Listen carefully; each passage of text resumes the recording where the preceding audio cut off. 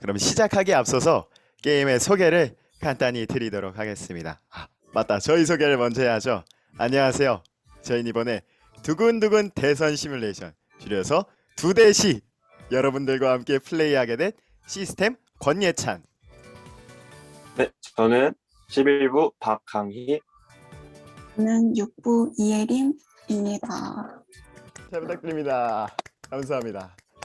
네, 게임을 시작하기에 앞서서 방금 전에도 실장님께서 말씀해 주셨듯이 여러분들께 이 게임을 해야 할 때 중요한 포인트를 말씀드리려고 해요. 자, 이 두 대시는 밑에 보시면 아시겠지만 게임입니다. 게임에는 반드시 무엇이 필요하죠? 저희는 시스템이에요. 게임을 하기 위해서는 반드시 플레이어가 필요합니다. 그리고 그 플레이어는 저희가 아니에요. 플레이어가 누굴까요? 말씀을 안 해주시면 맞습니다. 너무 좋습니다. 제가 아주 오늘 진행할 맛이 날 것 같습니다. 너무 감사합니다. 여러분들께서 여기 함께 참여해 주실 때 여러분들이 플레이어예요. 저는 그냥 아바타입니다. 여러분들이 아무런 말씀을 안 해주시면 저는 이러고 있을 수밖에 없어요. 여러분들께서 그냥 제가 여러분들의 사정을 합니다. 저도 리시브를 들었던 입장으로서 집에 가면서 이어폰을 끄으면서 들으시고 계시는 걸 저도 알아요. 그래서 가끔 이제 내가 이거 쳐서 올리기 귀찮은데, 타자 쳐서 채팅 올리기 귀찮은데 하실 수 있어요. 그러나 게임은 플레이를 해야 제맛이죠. 게임은 리뷰보다 플레이가 제맛입니다. 여러분들의 플레이 많은 참여 부탁드립니다. 그러면 지금부터 두 대시 시작하도록 하겠습니다. 네, 게임 스타트. 안녕하세요. 두근두근 대선 시뮬레이션 시스템입니다. 우선 당신의 이름은 무엇인가요? 네, 전 여기서 저의 이름을 말하겠습니다. 저는 권예찬입니다. 여러분들께서도 자신의 이름을 말씀해 주시면서 함께 게임에 참여해 주세요. 너무 감사합니다. 네, 권예찬님. 다음으로는 게임 내에서 지지하실 대선 후보자를 선택해 주세요. 네, 그러면 지금부터 본격적으로 시작이 되겠네요. 첫 번째 후보입니다. 홍준표 후보. 여러분 모두 잘 아시리라 생각이 돼요. 전 한나라당 대표였고 경남도지사였고 19대 자유한국당 대선 후보였으며 지금 현재도 대선 후보로 출마 중에 있죠. 다음 후보에 대해 함께 알아볼까요? 좋습니다. 다음 후보는 이재명 후보. 요즘 아주 핫하죠. 이 이재명 후보는 반대로 아까는 검사였다면 이번엔 변호사 출신 정치인입니다. 그리고 현 경기도지사면서 20대 대선 후보고요. 여러 가지 장점과 단점 여러분들 한번 주의 깊게 읽어주시면 감사하겠습니다. 그러면은 한번 선택해 볼까요? 두 후보가 있습니다. 이재명 후보와 홍준표 후보. 여러분들, 전 아바타예요. 여러분들의 의견이 필요합니다. 여러분들의 플레이가 필요해요. 누구를 선택할까요? 이재명 후보요. 좋습니다. 누구를 지지할까요? 밑에 써져 있는 걸 읽어주시면 됩니다. 지지할 후보요. 야, 여러분들 반반이 나오네요. 여기서 저는 좋습니다. 상당히 그런데 점점 갈수록 이제 한쪽 표로 몰리고 있습니다. 어느 후보를 지지하냐는 말에 대부분 이제 빨간 맛 홍준표 후보를 골라주셨어요. 그럼 여러분들의 의견에 따라 한번 홍준표 후보 선택해 보도록 하겠습니다.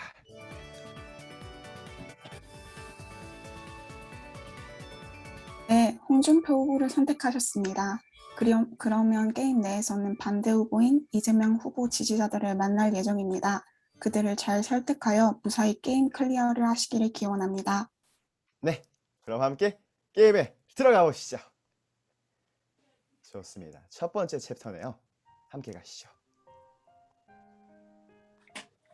예찬아, 오랜만이다. 잘 지냈어? 강희야, 너 오랜만이다. 너 근데 요즘 기사 봤어? 여러분들 한번 첫 번째 후보, 첫 번째 상대 우리 강희 형제 함께 이야기 나눠보시죠. 요즘 완전 난리도 아니던데. 응? 야, 갑자기 뭔 기사? 무슨 기사냐니? 당연히 대선이지. 야, 뭐, 안 그래도 이재명 후보 공약 알려주는 기사 봤는데, 야, 완전 좋던데? 그래? 잠깐만. 근데 여러분들 어떡하죠? 아 근데 내가 보기에는 문제점이 조금 많아 보이던데. 문제점? 뭔 문제점? 뭐 예를 들어 기본소득 같은 그런 공약은 그냥 우리한테 꽁돈 준다는 거 아니야? 이것만 봐도 너무 좋은데? 아 여러분들 이게 미션이네요. 기본소득. 친구에게 우리 강희에게 기본소득에 대해 설명하여 이 공약의 실체를 밝혀라. 여러분들의 많은 참여가 필요합니다. 시작하시죠. 근데 예찬아, 너 이재명 기본소득 공약 보긴 했어? 이게 얼마나 청년들이 구미가 당기고 좋아할 만한 공약인데. 아 여러분들의 첫 번째 선택할 순간이 찾아왔습니다. A와 B가 있어요.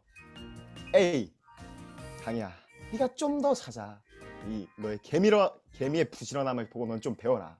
네가 좀 더 찾아야 그때 네 빈궁이 강도처럼 임할 거야 라고 말을 할 것이냐, 아니면 B로 기본소득은 우리가 생각하는 것보다 많은 문제점을 가지고 있어 라고 스윗하게 말을 해줄 것인가. 아 좋습니다. 우선 첫 번째로 우리 부장님, 저희 부장님과 우리 사부 민수, 우리 현정자매 굉장히 A도 나왔어요. 아하 A요. 그런데 대부분 또 B가 많네요. 좋습니다.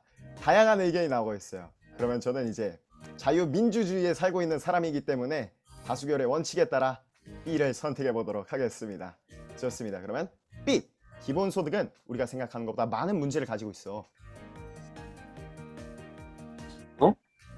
뭔데 그게?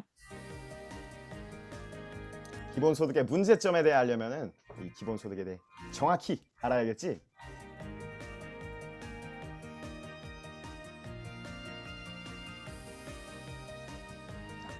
기본소득의 탄생 배경 여러분들께 짧게 소개해드리겠습니다.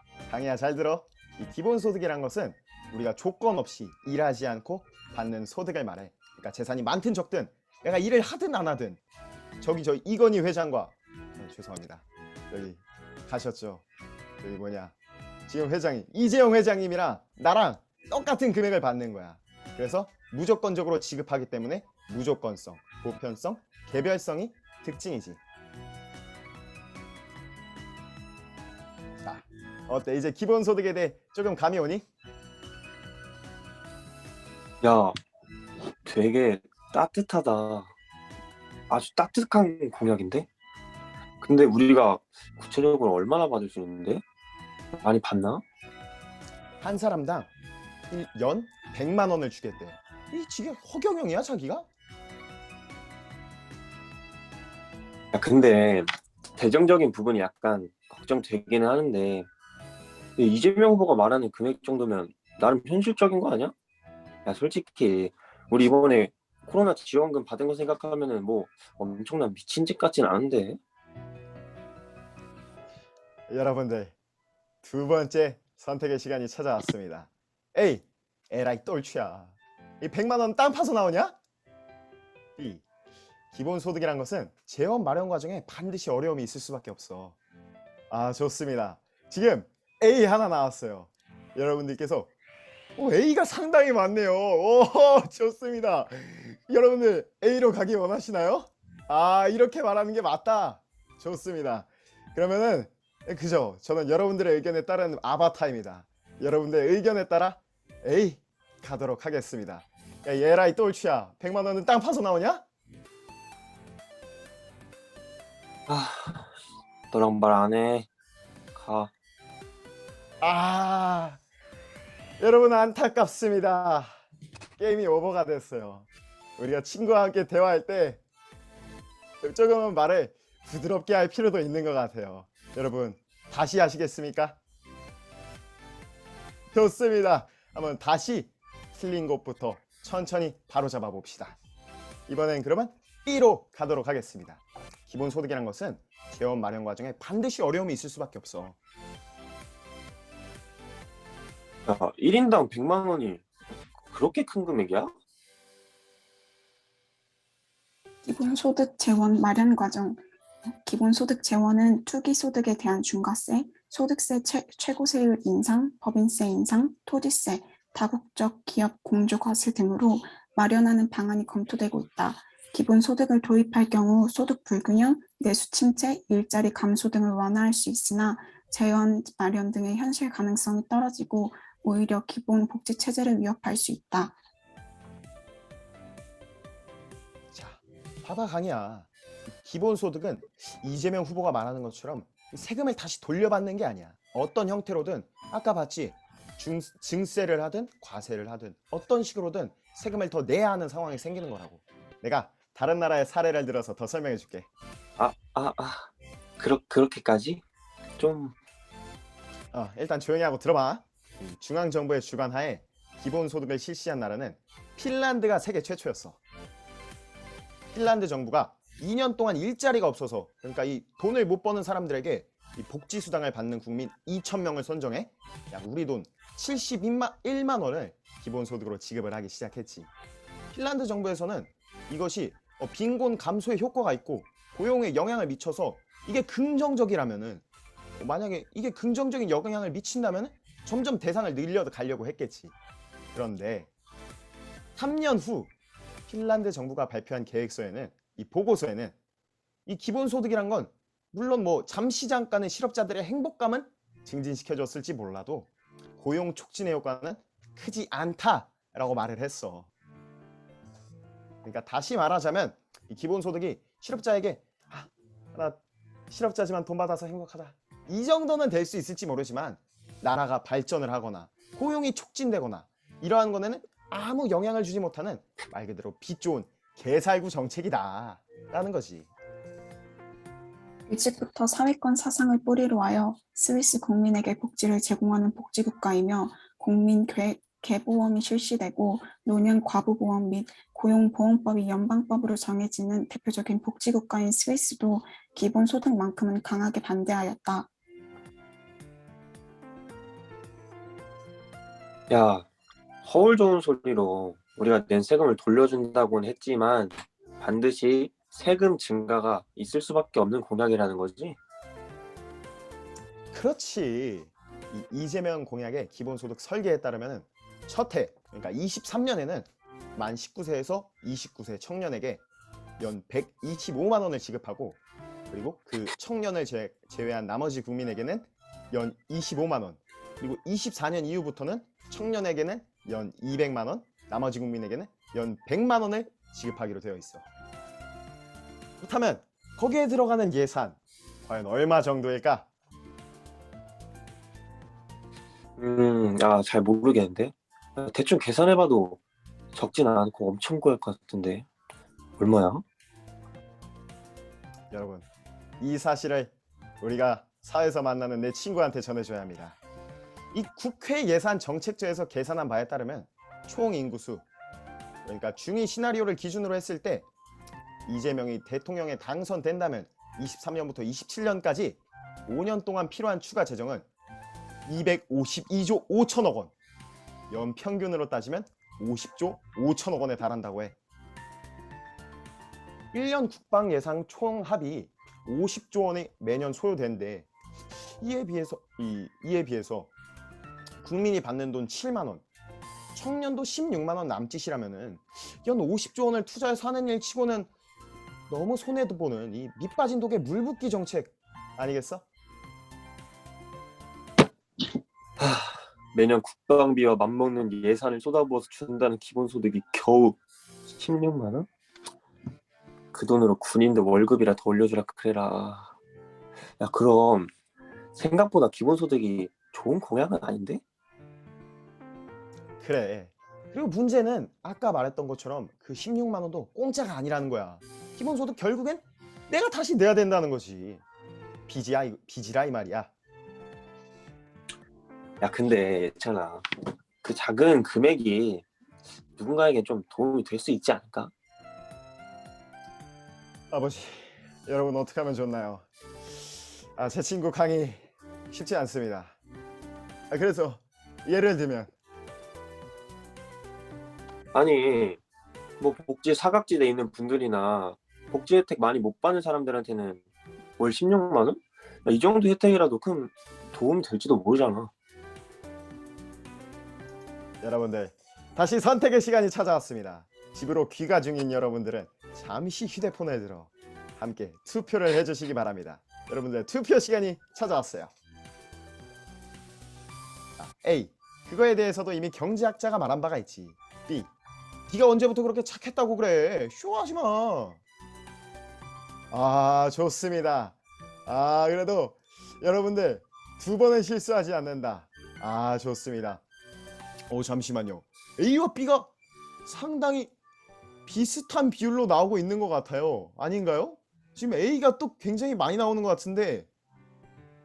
아, 좋습니다. 그렇다면 이번엔 A로 함께 가보도록 합시다. B번 한번 하고 싶으신가요? 아, 여러분들 쇼하지만 먼저 한번. 아, 좋습니다. 아, 상당히 대학 청년의 말하는 데 있어서 필터링이 없다. 아, 오늘 많이 배워가는 시간인 것 같습니다. 좋습니다. 우리 말에 참 거짓이 없어야죠. 한번 말해보도록 합시다. 네가 언제부터 그렇게 착했다고 그래. 쇼하지 마. 뭐? 네가 믿는 주님 오늘 한번 뵙고 올래? 여러분, 여러분들의 선택이 저를 요단강을 건너게 했습니다. 여러분, 저는 방금 주님을 뵙고 왔어요. 저를 이렇게 계속 죽이실 생각은 아니시겠죠? 전 살고 싶습니다. 함께 다시 도전해 보시죠. 에이, 그거에 대해서도 이미 경제학자들이 말한 바가 있지. 엥? 야, 그래? 뭐라고 하냐? 자, 한국경제학회에 따르 그 회원 교수가 설문한 결과에 따르면 나눠 먹기식 기본소득에 찬성한 비율은 12%에 그쳤어. 첫 번째는 재원 고갈의 우려와 두 번째는 기본소득의 재분배 효과가 낮다는 이유로 말이지. 아, 기본 소득 재분배 효과. 어려운 말이 이렇게 많아. 뭐 그래서 기본 소득이 재분배 효과가 낮다고 뭐 이런 말인가? 그러니까 이유는 정해진 지원을 가지고 다시 기본소득으로 나누어 주기 때문이야. 기존 복지제도보다 인당 지급액이 낮아져서 아까 너가 말한 그 복지의 사각지대를 해소하기에는 이 금액이 충분하지 않다는 거지. 사각지대를 해결하기에 월 7만 원, 월 16만 원? 상당히 부족한 금액이야. 그렇지. 성태윤 연세대 교수는 충분한 액수로 기본소득을 제공하려면 막대한 재원이 소모되는 반면 그 재원을 계속 조달하기 쉽지 않다고 지적했다. 안재빈 서울대 교수도 기존 복지를 대체해서는 한계 계층에 대한 실효성이 떨어진다고 비판했다.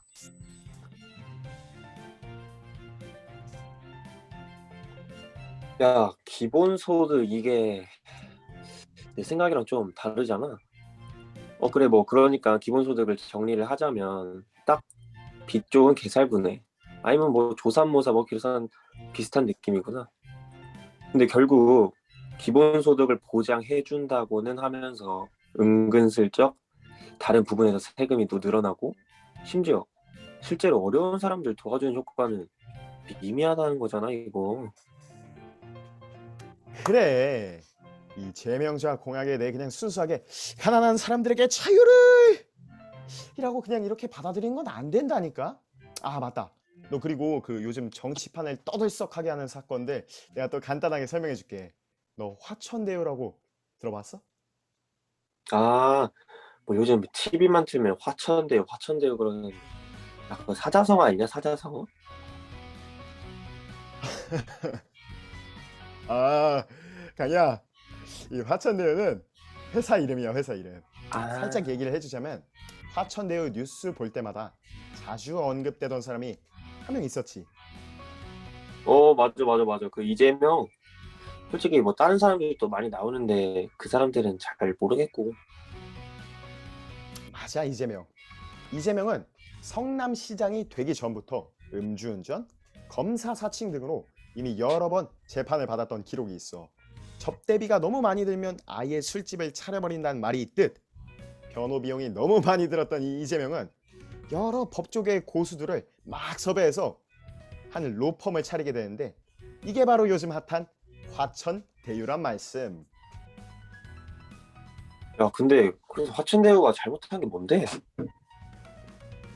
화천대유라는 회사를 한마디로 요약하자면 이재명의 개인 사설 로펌이자 대장동 수익금을 은닉한 비자금 출납센터라고 이야기할 수 있어.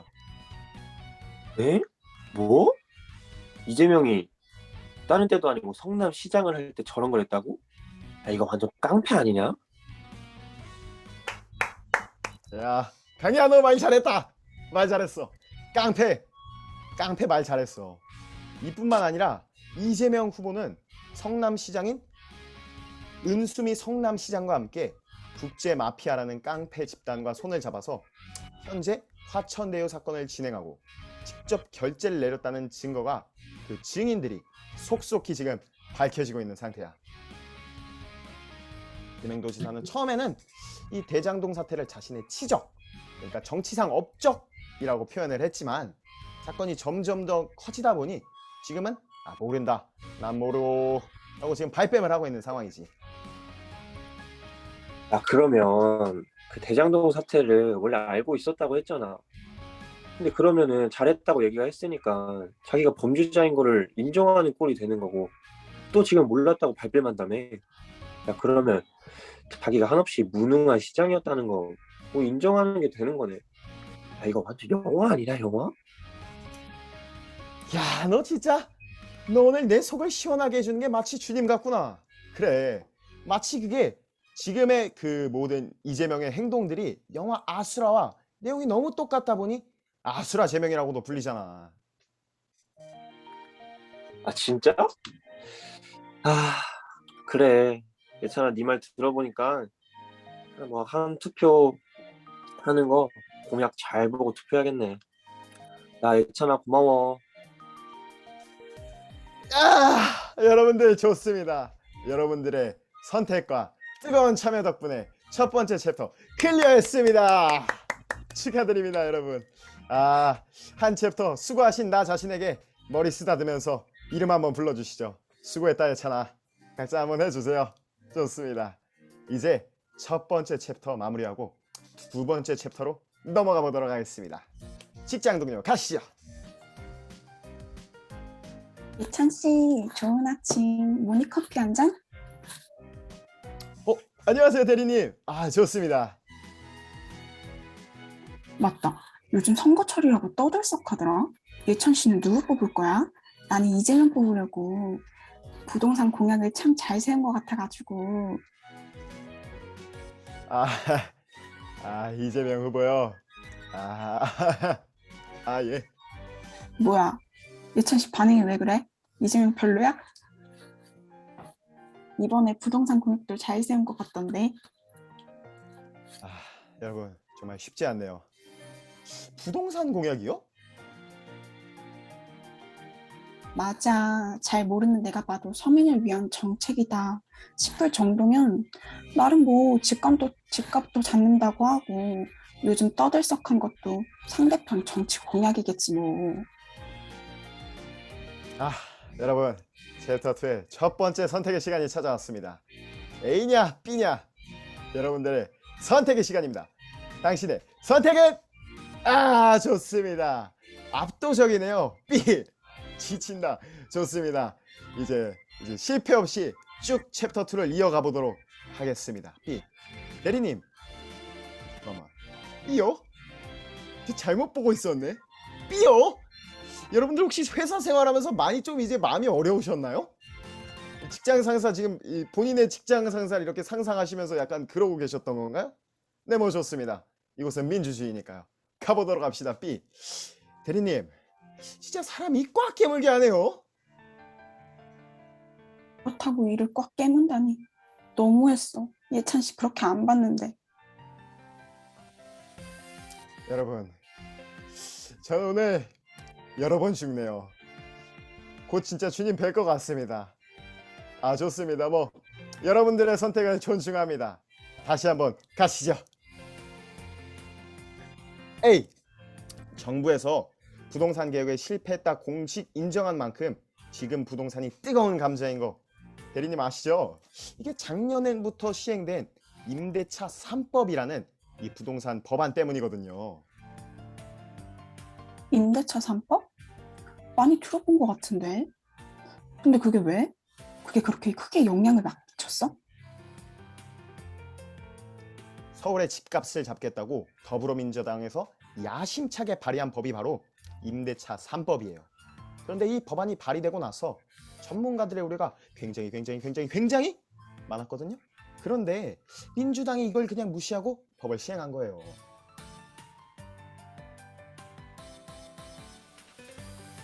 그래서 그 결과로 이 부동산의 가격이 점점 요동하게 되고 집의 공급은 주는데 수요는 많아져서 이 전셋값의 양극화가 더욱더 심해졌다고 할 수 있죠.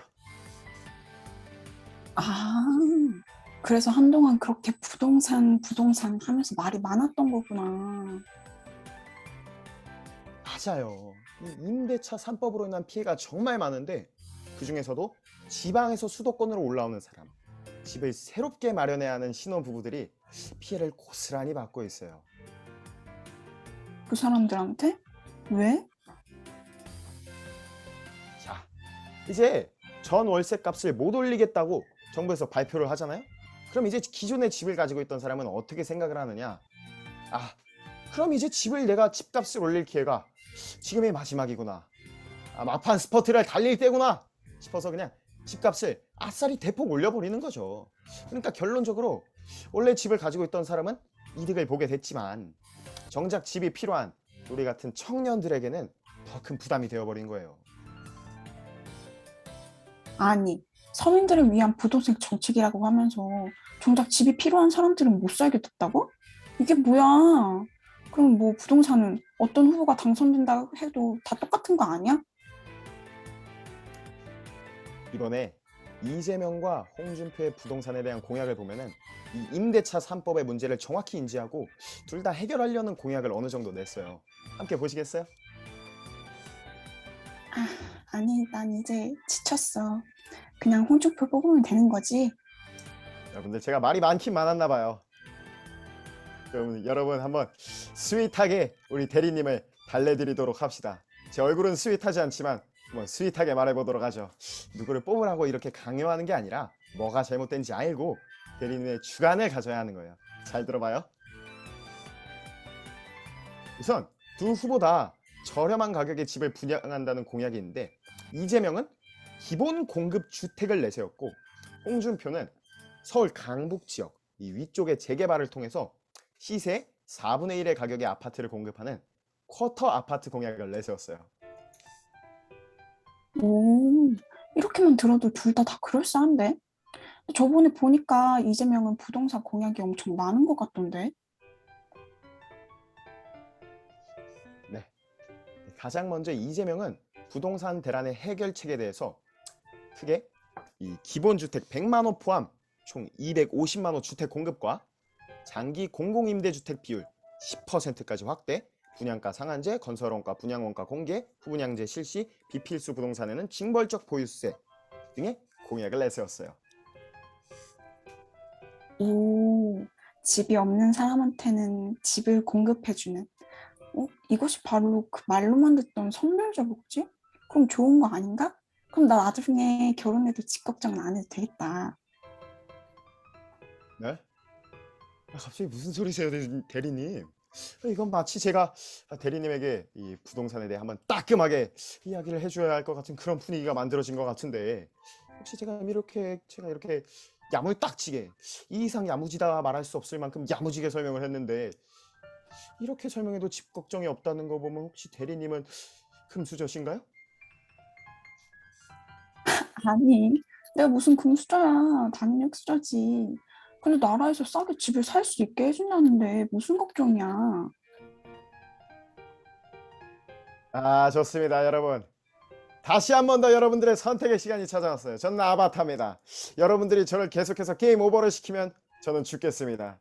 십자가에 달리는 심정으로, 십자가를 지는 직분자의 심정으로 한번 죽어보도록 하겠습니다. 여러분들의 자유로운 선택을 기대하도록 하겠습니다. 아, 좋습니다. 아, 저를 죽이시지 않는, 아, 너무 좋습니다. 아, 좋습니다. 대부분이 대가리를 깬다. 아, 그렇게 되면은 제가 주님께 깨지지 않을까. 예, 좋습니다. 그러면은 대다수의 여러분들께서 B를 선택해 주셨기에 B로 가보도록 하겠습니다. B. 대리님, 그게 정말 진심으로 진정한 내 집 마련이라고 생각하시는 거예요? 이게 내 집 마련이지. 어차피 부동산은 다 거기서 거기 아니야? 그리고 싸게 오래 살 수 있게 해준다는데 이게 더 좋은 거 아니야? 대리님, 제가 아주 쉽게 설명을 해드릴게요. 차분하게 잘 들어보세요. 요즘 핸드폰 살 때 통신사에서 쓰는 방법 중에 하나가 2년 동안 쓰고 다시 반납하시면 최신 스마트폰으로 무료 교체해드립니다. 라고 하시는 거 들어본 적 있으시죠? 응, 봤지. 어차피 나중에 또 쓰고 바꿀 거 2년 쓰고 반납한 다음에 또 최신 폰으로 바꾸면 좋은 거 아니야? 얼핏 보면 좋은 것 같지만 우리가 여기서 주목해야 할 건 바로 다시 반납이라는 거예요. 진정한 대리님 핸드폰이 아니라 다시 반납해야 할, 그냥 말 그대로 렌트를 한 거나 다름이 없다는 거죠. 아, 그러네. 반납하는 게 아니면 안 쓰더라도 내가 공기계로 갖고 있을 수라도 있는데 이렇게 되면 갖고 있지도 못하게 되는 거구나. 근데 이게 내 집 마련이랑 무슨 상관인데? 대리님, 위에 말한 이재명의 부동산 공약 중에서 이런 거 보셨죠? 임기 내 기본주택 100만 호 포함 총 250만 호 주택 공급, 그리고 장기 공공임대주택 비율 10%까지 확대. 봤지. 기본주택이 뭔지는 모르겠지만 아무튼 250만 원이나 공급하고 임대주택도 장기로 더 길게 빌려준다는 거잖아. 내가 아무리 몰라도 요 정도는 알지. 아, 아버지, 주님 마음 내게 주소서. 대리님, 우선 기본주택이 뭔지 알려드릴게요. 기본주택은 무주택자, 집이 없는 사람을 대상으로 일정 기간 빌려주는 공공주택을 기본주택이라고 해요. 물론 이게 완전히 나쁘다, 너 이거 완전 나쁜 공약이야 라고 말할 수까지는 없지만, 주택 공급에 대한 정부 개입이 심해지면 시장에 원활한 주택 공급이 이루어지지 않아요. 자, 여러분들 캡처의 시간입니다. 이 캡처에서 딱 그대로 야무지게 우리 회사 대리님께 말씀해 주세요. 그러면은 주택의 공급과 수요의 불균형이 생기면서 집값은 올라갈 수밖에 없어요. 아, 그러면은 장기 임대주택은? 장기 주택도 문제점이 있어? 장기 임대주택은 취약계층의 주거 문제에 안정을 준다는 부분은 굉장히 긍정적이지만, 독립하는 청년, 신혼부부와 같은 새로운 집이 필요한 사람들에게는 그다지 좋은 공약이 아니에요.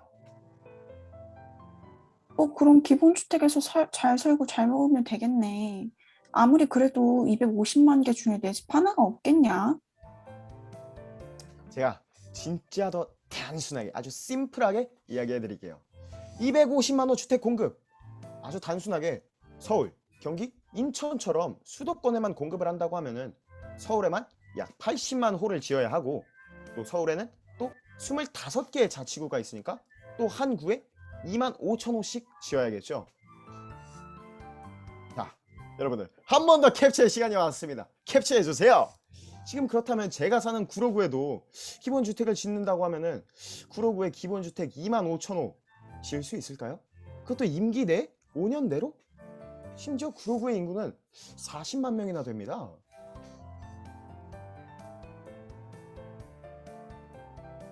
이게 끝이 아니에요. 이재명이 30년 이상 살 수 있는 장기 공공임대주택 비율을 늘린다고 했죠. 그러면 우리 최소 미니멈 30년이라고 잡아봅시다. 대리님이 30살에 결혼을 한다고 가정을 하면은 60살까지는 그래도 월 임대료를 내면서 살 수 있겠죠. 그런데 그 다음부터는 어떻게 되죠? 아, 그러네. 막 영끌이라도 해서 내 돈으로 내 집 마련을 하면은 30년, 60년이 지나도 영원히 평생 내 집인 거죠. 여러분들, 영원한 내 집은 천국뿐입니다. 그냥 한 말이에요. 자식들에게 물려줄 수 있는 건 당연하고요. 그런데 이 임대주택에 살면 대리님이 2년 폰 쓰고 다시 반납을 해야 되듯이 남는 거 하나 없이 다시 반납을 하고 또 다른 임대주택을 구하러 이렇게 또 정처 없이 우리 나그네 길을 떠나야 합니다. 죽고 나서 자식들에게 증여할 부동산 어림도 없죠. 거기에 대리님께서 내신 임대료는 그대로 나라에서 또 쓰겠죠. 각종 세금도 당연히 내야 되고요. 그럼 대리님은 아무것도 가진 거 없이 그냥 나라에서 내라는 돈 따박따박 다 내고 또 나가라면 네 알겠습니다 하고 나가야 하는 그런 만년 세입자 신세를 살아가야 되는 거예요. 헐. 그럼 내가 나중에 자식들한테 줄 재산도 없고 돈은 돈대로 평생 나가고 나 이거 완전히 속을 뻔했네. 그래요. 결국 이 주택 문제에 대해서 해결을 하려면 공급이 원활하게 이루어져야 되는데 공급이 한정된 임대주택처럼 집을 렌트해 주는 건 정답이 아니에요. 국민들이 자신의 집에 살 수 있는 권리와 법이 보장되는 사회가 진짜 우리에게 좋은 사회고 우리의 주택 문제를 해결할 수 있는 방법이라는 거죠. 너무 많은 내용을 한꺼번에 들어서 뭐가 뭔지는 헷갈렸는데 내가 다시 한번 정리해 볼게. 주택 문제는 공급이 원활해야 해결이 되는데 정부가 개입하면 공급이 원활하게 안 이루어지고 결국 균형이 안 맞아서 집값이 더 오른다는 거네. 아, 대리님 완벽합니다. 제가 너무 개떡처럼 말했지만 대리님은 이 찰떡처럼 알아들으시는 거 보니 귀가 참 복되군요.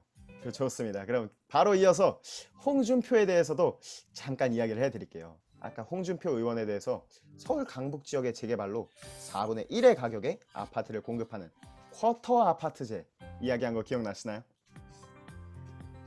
응. 근데 이거 언론에서도 그렇고 말이 엄청 많던데. 근데 솔직히 어떻게 서울에서 4분의 1 가격의 아파트를 공급해? 그 실현 가능한 거 맞아? 자, 여러분, 에비바디 집중. 지금 집에 가면서 이어폰을 꽂으면서 아무 생각 없이 듣고 계시던 분도 이것만 알면 내 친구 설득할 수 있습니다. 하긴 우리가 지금처럼 그냥 분주하게만 하고 실속 없는 공약들을 많이 봐와서 그렇게 생각할 수 있어요.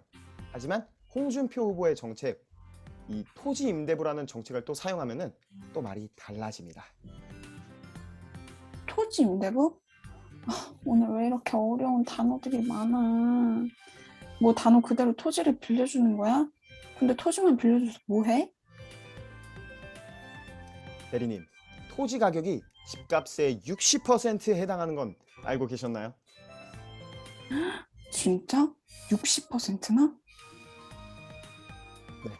그러면 땅은 나라에서 빌려주고 우리는 그 땅 위에 건물만 세우면은 결과적으로는 40%의 값만 지불하면 되니까 당연히 집값이 싸지겠죠. 어때요? 이렇게 들어보니까 실현이 가능해 보이지 않나요? 진짜 그러네. 그러면 이런 방법으로 아파트 공급량을 늘리면 신혼부부나 청년들이 주택으로 지금처럼 심각하게 고민하지 않아도 되고 일시적인 내 집 마련이 아니라 실질적인 내 집 마련을 진짜 할 수도 있겠다. 오늘 정말 많은 걸 배워간다. 아무 생각 없이 뽑는 게 아니라 공약을 다시 보고 믿을 만한 사람을 뽑아야겠다. 고마워. 할렐루야! 여러분, 너무 감사합니다. 여러분들은 지금 내 사랑하는 직장 동료, 내 친구 살려냈어요. 이 나라 살려냈습니다. 여러분들이 이 나라를 살리셨어요. 다음 대선은 여러분들이 바꾸실 겁니다. 너무 축하드립니다. 챕터 클리어!